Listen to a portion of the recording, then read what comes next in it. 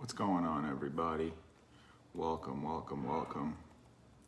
We'll get right into everything as soon as we get a few people in the room.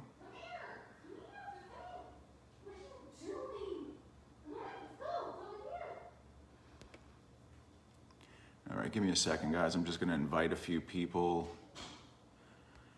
and we will get going. It's not going to be that many people that are going to get invited. Hang on. I hope everybody's having a great day. It's Hump Day Wednesday.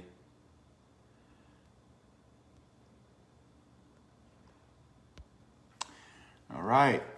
So we got a lot to talk about today, folks. Welcome back to My Political Truth. My name is Jerry Tomchinsky, and I will be your host for the next 30 minutes. We got a lot to get into. Let's do this quick.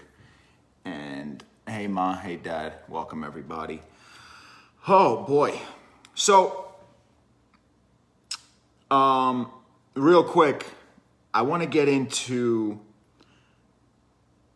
a couple of things about the convention last night, and then I really want to break down and get into this whole theory of Marxism.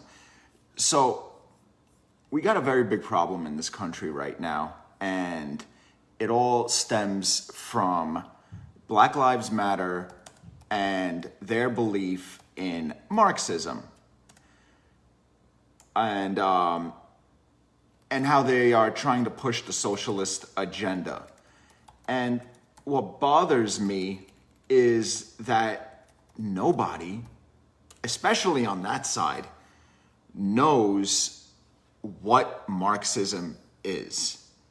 So before we get there, let's jump into the RNC last night. Hey, Ma, hey, Dad, Eric, what's going on? Whenever you guys get in the room, jump in, say hi.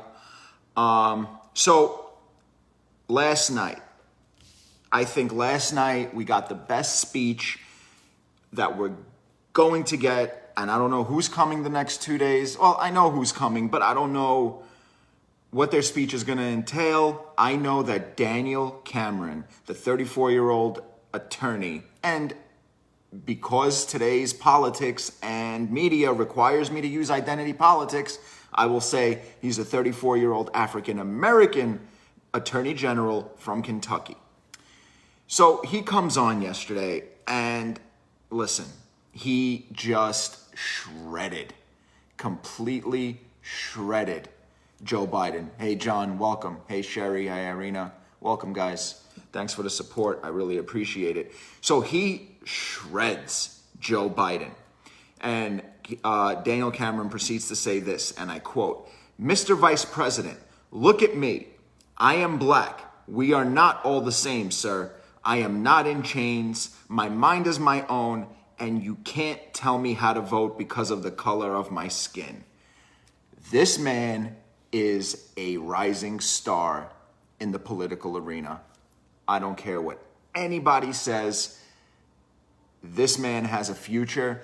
And the Democrats are in full on panic mode.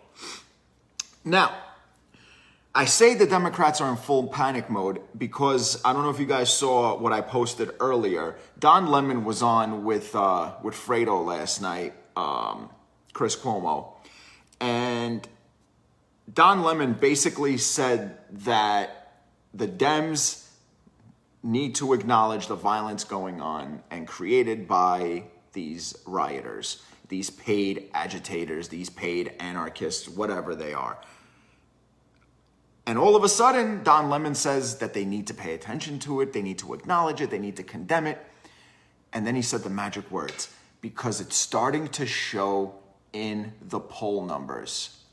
That's what they care about, folks. Ladies and gentlemen, the Democratic Party strictly only cares about the end result. They don't care about Americans. They don't care about American lives. They don't care about our citizenry. None of it. Carrie, welcome.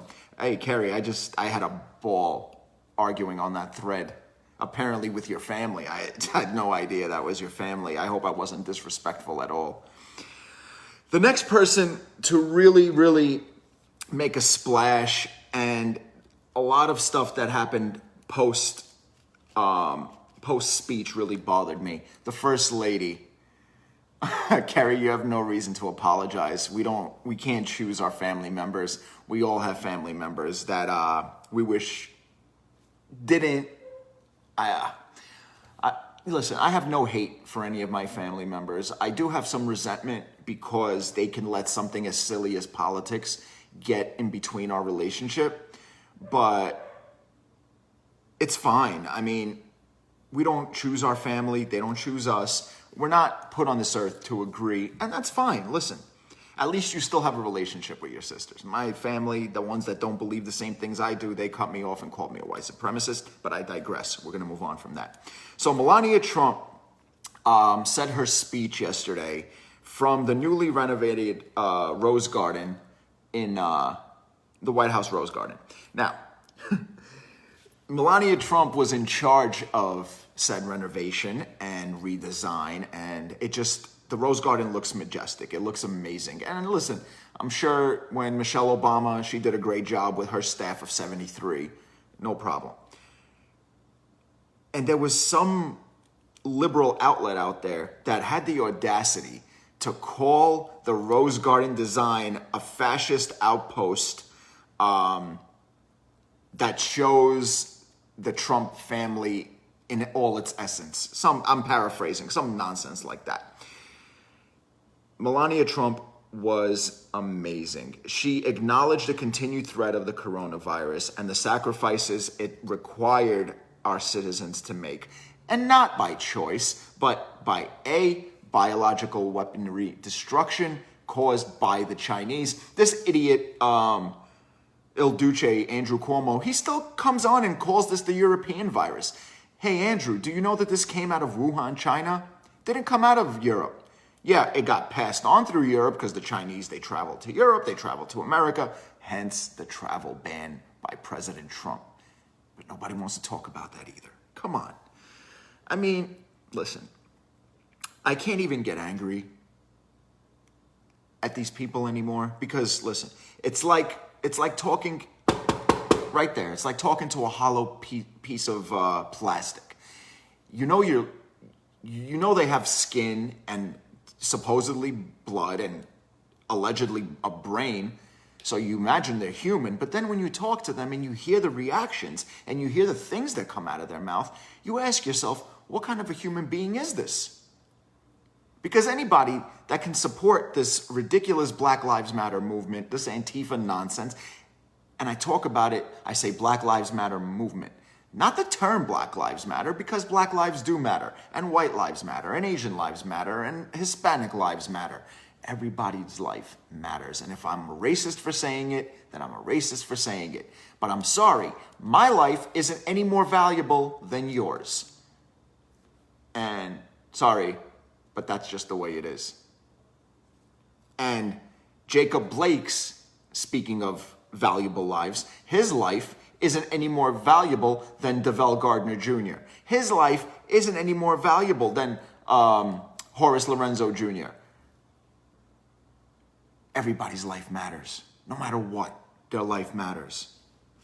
So Melania Trump also recounted her own immigration, and she also said that she's living her own American dream. And she did everything she could to make, to come off as empathetic, which she is. She's a great, great woman. She's a great, great woman. And the one huge difference I noticed between Melania Trump's speech last night and Michael Obama's speech last week is that Michael Obama was all gloom and doom, was all threats. It was all about how bad the country was going to be. It's all about how evil the big bad orange man is. They're a joke. The entire Democratic Party is a joke, and their supporters are a bigger joke than they are. Last but not least, Tiffany Trump. Oh, before I move on. So after Melania Trump came on, this has-been, Bette Midler, comes on and comes at her with racist comments. hold on a second. Let me pull up what she said here. And the reason I have it up here is because she has already backtracked her comments. She said, hold on one second. Bette Midler said, she said, oh, well, Melania Trump still can't speak English. That's what she said. That's what she said. And she said some other disparaging remarks. And then just now, just at 2:10 p.m. Pacific time, so that was about 5 o'clock Eastern time, she posts this, and I quote, well, all hell has broken loose because I said Melania still can't speak English last night. I was wrong to make fun of her accent. America is made up people who speak with all kinds of accents, and they are all welcomed always.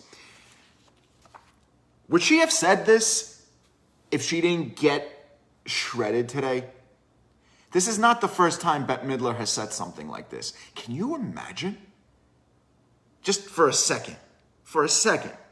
Forget about Donald Trump. Just take somebody on the right. Let's take Kimberly Guilfoyle. Let's take Kylie McEnany. Let's take Tommy Lahren.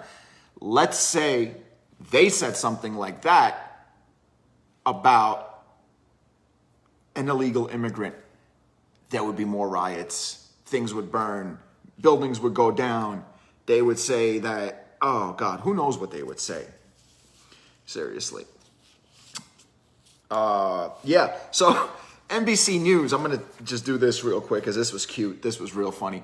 NBC News was fact-checking these speeches throughout the night. And they said that Eric Trump falsely says that Biden wants to defund the police. Eric Trump said, quote, Biden has pledged to defund the police, right? And then they continue to say, then NBC comes back at it and says, the assertion made or insinuated in multiple speeches at the RNC is inaccurate because the other day on ABC with David Muir, he said, no, I don't want to defund the police. Stop it, NBC. Aren't you embarrassed? Aren't you embarrassed? We all heard Joe say this. He said he has instead proposed to increase police funding by seeking to reinvigorate the COPS program with a $300 million investment. Stop it. Stop, Joe. Get back in the basement. Stop it. NBC, you guys are a joke. They continue to say Eric Trump falsely claims Biden wants to take away the Second Amendment. Eric Trump says, quote, take away our cherished Second Amendment. Biden has pledged no such thing. No, he hasn't. But he has pledged to put Beto O'Rourke as the gun czar. Beto, if you remember back to the Democratic primaries and the Democratic debate, very clearly said that I will take away your guns. And what's her name? Kamala said that she would make an executive order stating that people will have to give up their guns. So, NBC, you're wrong there too. Okay? Let's see. Then they said that Eric Trump says Biden wants amnesty and health care for undocumented immigrants. That's misleading. Eric Trump said, quote, Biden has pledged to stop border wall construction and give amnesty and health care to all illegal immigrants.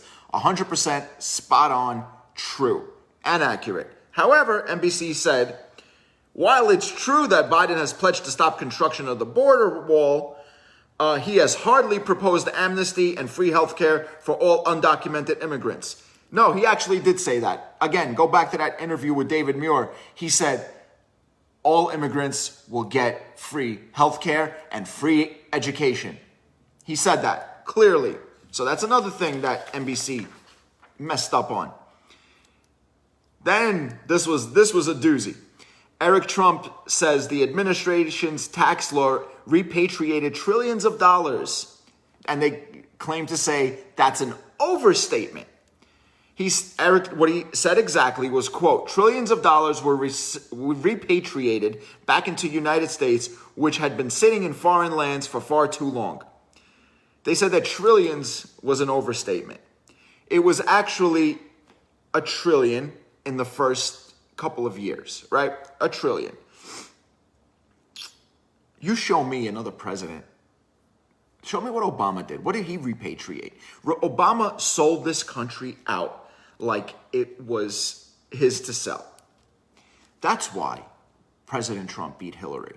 Because 4 years ago, the American people knew that it was enough of the Democrats, that it was enough of this lying and conniving and corruption. It was complete garbage. Just complete garbage. Now, let's get into this real quick. No, actually, not real quick. I want to talk about this. I want to get into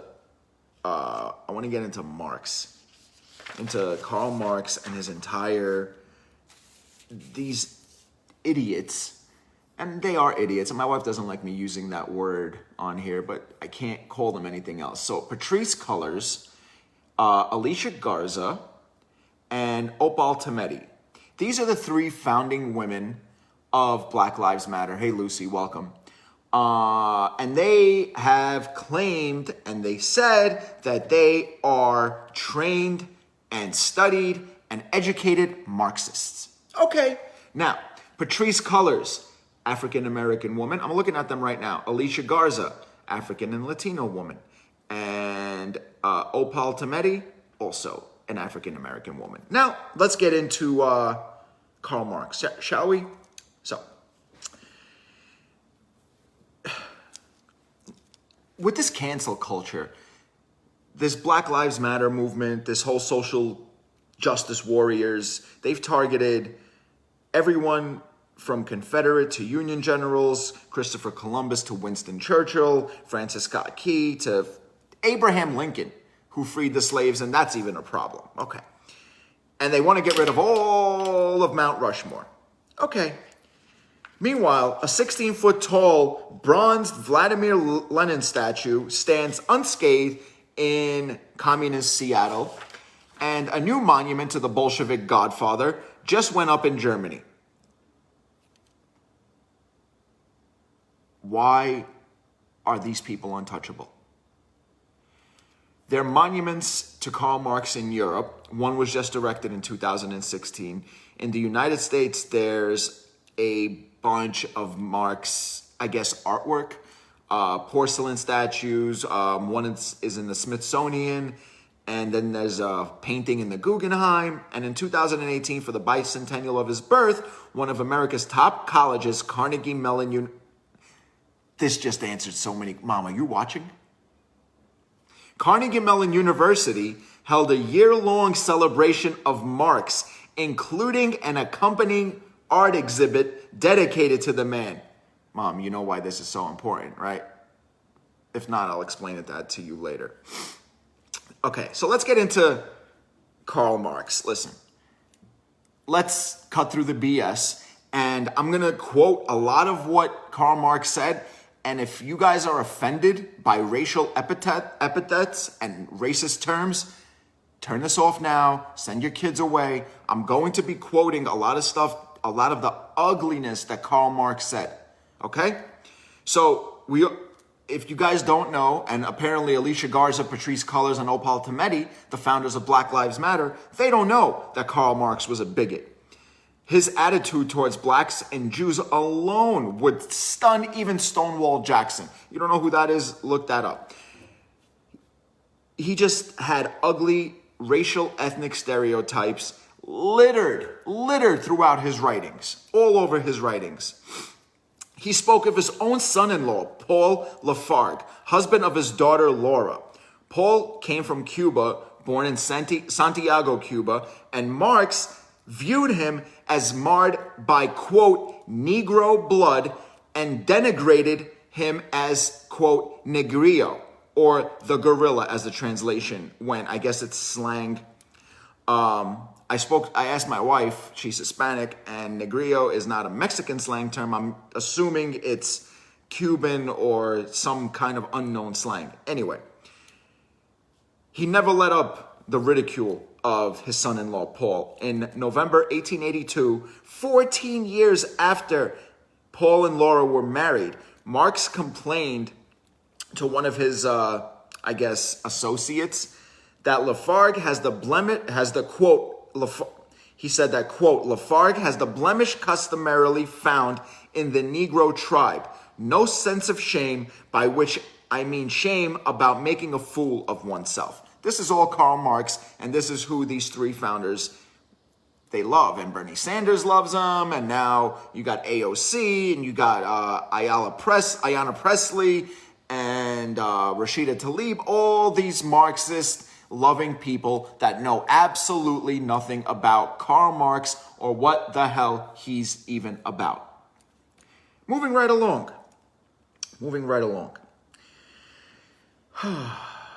Let's see. Marx had a friendly audience for such views, obviously.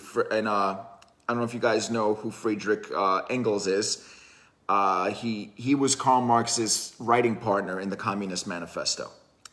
Engels was proud to be known as a Darwinian, averred that Paul possessed, quote, 1/8 or 1/12 N-word blood. I will not say this word. I'm sorry. N-word blood. In 1887, Lafargue had been a political candidate for a council seat in a Paris district that contained a zoo. In April 1887, to Paul's wife, Engels cruelly opined, quote, being in his quality as a N-word, a degree nearer to the rest of the animal kingdom than the rest of us, he is undoubtedly the most appropriate representative of that district. This is who they revere.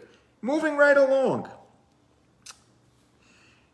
It was, in all kinds of different writings, obviously, Paul Lafargue and Laura Marx, Karl Marx's daughter, they had problems in their marriage. And a lot of those problems came because Paul had low self-esteem. I wonder why. If my father-in-law called me an N-word and an animal every other day, I'd probably have low self-esteem about that as well. So one day in November 1911, Paul ended it all. He killed himself in a suicide pact with Marx's daughter. In fact, listen to this, guys. 2 of Marx's daughters killed themselves in suicide pacts with their husband. Karl Marx freely dispensed with nasty epithets aimed not only at blacks, but at Jews. Biographer Jonathan Sperber notes that Marx's correspondence is, quote, filled with contemptuous remarks about Jews. Listen, he had followers all over the place, right? He admired the biographer Francis Wheen, who habitually defends nearly everything about Marx, admits that he sprayed anti-Semitic insults at his enemies with savage glee. Of one contemporary, Marx blasted his, quote, cynical, oily, obtrusive, phony, baronial Jew manners, he said. Particularly loathsome, what he hated most, what Karl Marx hated most, was anyone he suspected of part Jewish and African roots. Marx referred to his fellow German socialist Ferdinand Lassalle as a, quote, greasy Jew, quote, little kike, quote, the water Polak Jew, Jew Braun, Yid, Izzy, Wiley Ephraim, Baron Itzig, and the Jewish N-word. This is all Karl Marx. This is all quoted in his writings. In a July 1862 letter to Engels, Marx confidently observed of Lassalle, quote, it is now perfectly clear to me that as the shape of his head and the growth of his hair indicates, he is descended from the Negroes who joined in Moses' fight from Egypt. Lassalle's, quote, cranial formation detected Marx was the giveaway. Marx did, however, allow for an exception. He said, quote, unless his mother or grandmother on the father's side was crossed with, he uses this word again, with a N-word, this union of Jew and German on a Negro base was bound to produce an extraordinary hybrid. He also hastened to add, quote, the fellow's opportunity is also N-word-like. I mean, come on. Let's look at some quotes here. Carrie, not quotes. Let's look at some comments. Carrie says, my sister pissed me off. Petty AF to drop definitions like she's smarter and better than. She wants to come for my husband, I will come for her, plain and... Yeah, listen. I guess we had to look up the definition of the word immediately, Kerry. I guess people have different definitions of that, whatever. Let's continue with Karl Marx's anti-Semitism, shall we? He had an essay in 1844 that he wrote, and this was a very, very painful essay. It was called, quote, On the Jewish Question. He wrote, quote, What is the worldly cult of the Jew? Asked Karl Marx. His answer, quote, haggling. What is his worldly god? Money. Money is the jealous God of Israel, before whom no other God may exist. The bill of exchange is the actual God of the Jew. His God is only an illusionary bill of exchange. Listen, this is who they support. People like this, is it any wonder that they have been spewing nothing but hatred? If you watched that Democratic convention last week, it was all hatred, it was all garbage, it was all divide and conquer. That's the only way they think they could win. That's the only way that they think that they will be paid attention to. Listen, the left's standard for canceling a historical figure is bigotry. We know that. And really, it often takes only one offensive statement from an entire lifetime to cancel somebody. And listen, we have just like recent examples of people that might have tweeted something years ago or Facebooked something years ago, and now all of a sudden it becomes a problem to this cancel culture, and they want to get these people off the air, forget about freedom of speech. It's nonsense.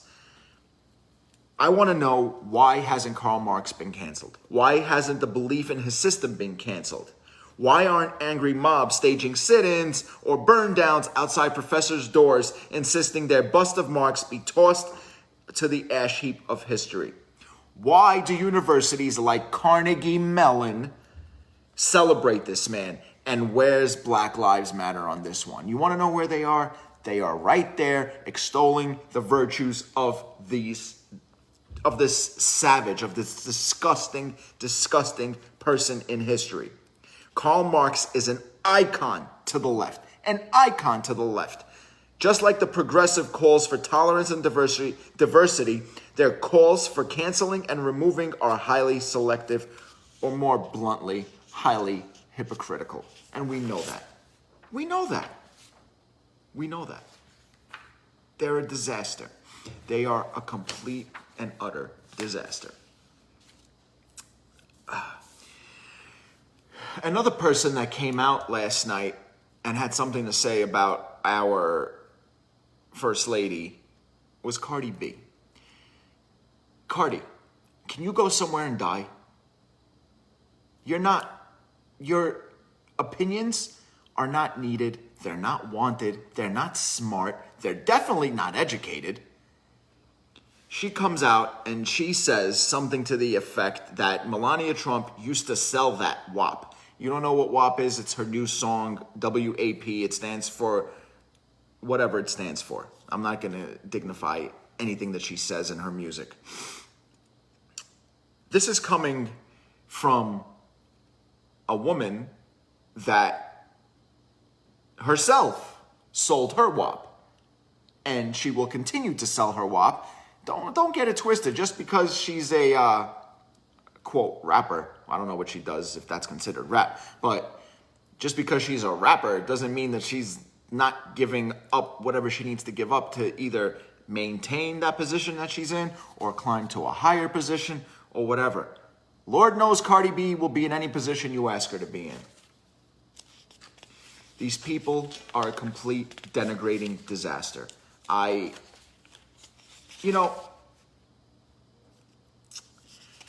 do want to talk about this.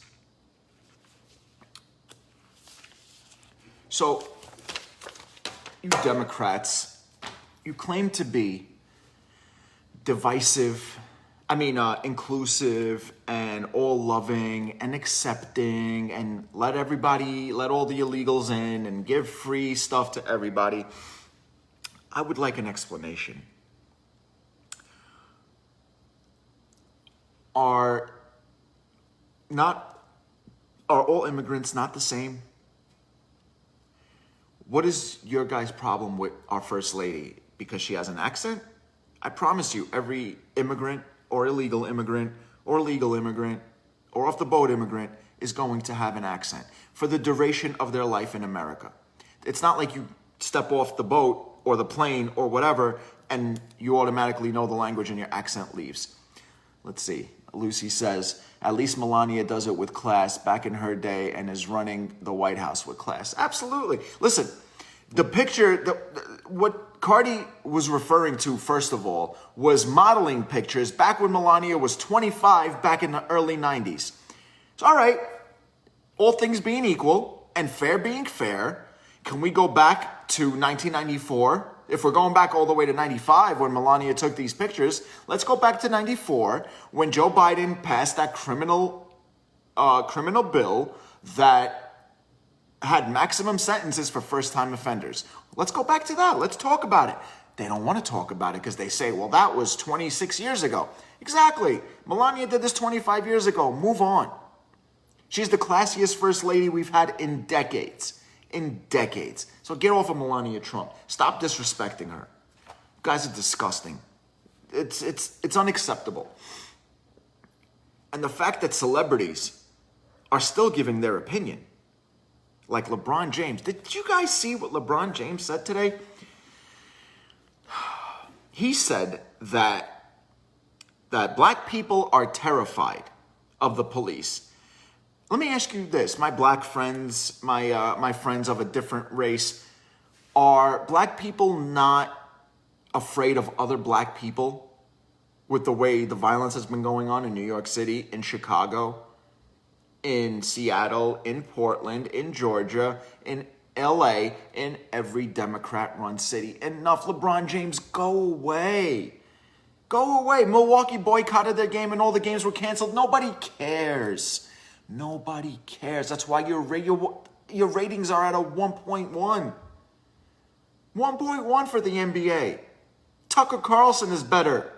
Sean Hannity has been blowing you away. Stop it. LeBron James, go away. You, take your son, take everybody, take your whole family, go away. Taylor Swift, go away. Sing, dunk a ball. You're there to entertain. You're not there for any other purpose but for our entertainment.